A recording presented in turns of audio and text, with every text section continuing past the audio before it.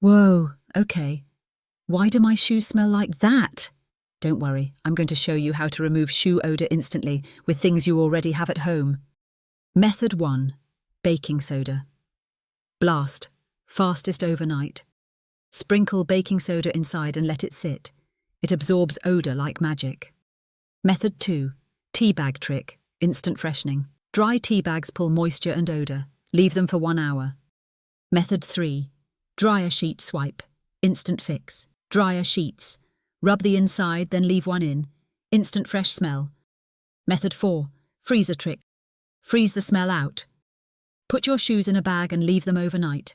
Cold kills odor-causing bacteria. Method 5. Alcohol spray. Kills bacteria fast. Rubbing alcohol kills odor-causing bacteria. Spray lightly and let it dry. Now you know how to remove shoe odor instantly. Your shoes are saved. Your nose is saved. Your dignity is saved.